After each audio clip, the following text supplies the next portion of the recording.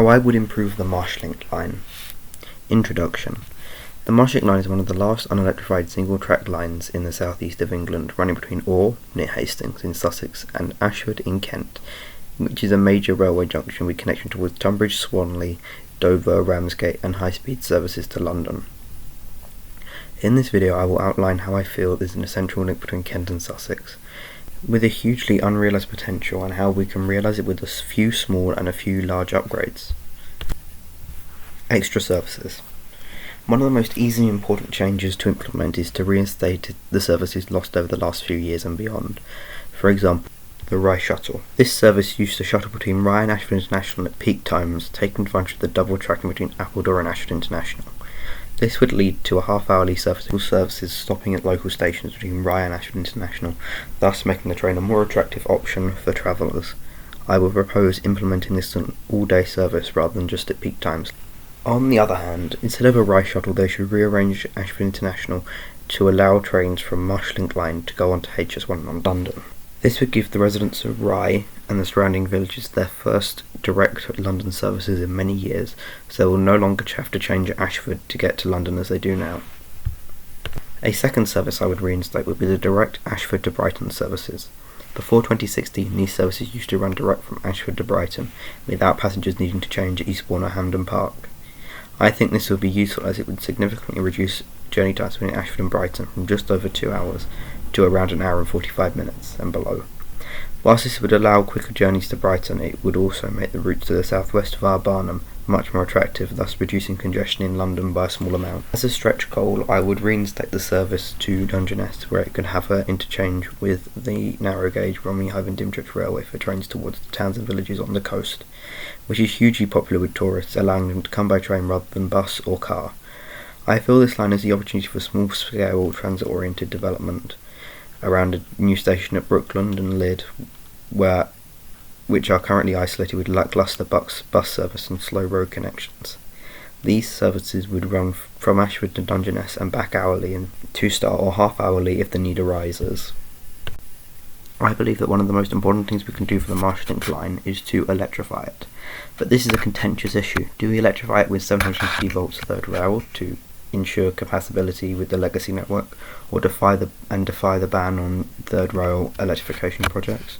Or should it be electrified with 25 kilovolt overhead line equipment to power up to modern standards and allow compatibility with HS1 services while staying within the limits set out by the ban of third rail electrification? Whatever we may do, electrification would be an incredibly important thing to do, as it would allow better performance from the EMUs running the line and allow them to accelerate faster and reach line speeds faster than what is currently possible with diesel units.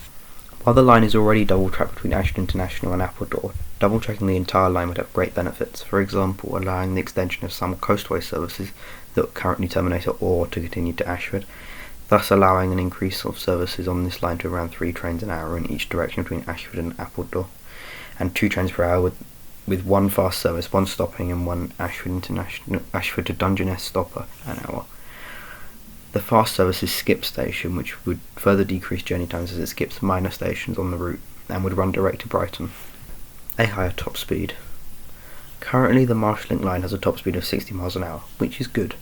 With it having smooth and direct alignment, it beats buses and driving. Despite this, the speeds can also be greatly increased to 100 miles per hour and beyond, excluding the parts through to Three Oaks and Dolan.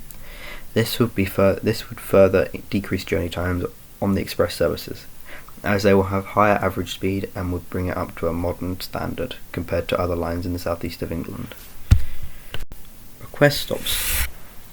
Along this line there are stations which get a limited service due to their low usage. I propose returning 2 of these services, Three Oaks and Dolan, into request stops using request stop kiosks as seen on the Far North line in Scotland, such as stations in Invershin and Coleraine.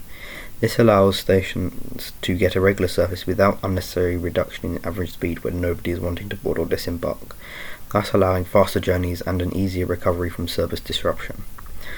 The request kiosk system also means the driver doesn't even need to reduce the train speed when approaching the request stop, as the driver doesn't need to see if someone is sticking their arm out. New stations. Along the Marshlink line I don't think there is much need for new stations as it passes through a mostly undeveloped area without many large settlements. Apart from these, suburban stations in and around Ashford's sprawling suburban developments could be useful. For example, a station at Bridgefield, potentially acting as a small suburban park and ride next to the A207 main road, would allow people who live in this transit dead zone with only a slow bus service into town, which often gets stuck in traffic and takes an indirect route.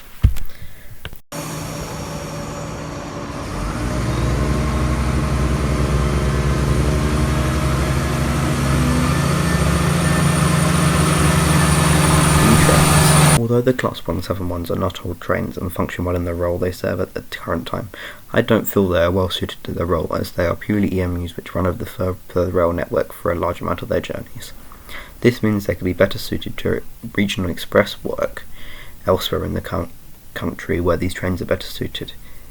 Maybe they could keep a few for the reopen of the Dungeness line, but by the time this line opens, these trains would be over 30 years old, so new trains will probably be procured.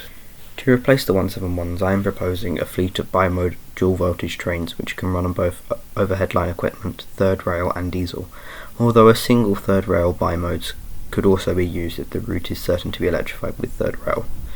These trains could be 4 coaches long, have a regional express style layout, with 2+2 seating in standard, 2+1 in first, provision for a trolley service on fast service. They could be very similar to the Class 755s which currently run on Greater Anglia, except they would include third rail SUVs instead of or in addition to overhead equipment and diesel engines.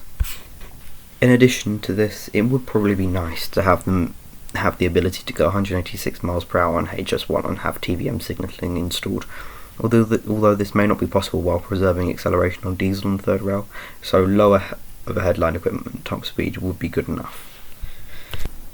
Preserving the line's heritage and appeal.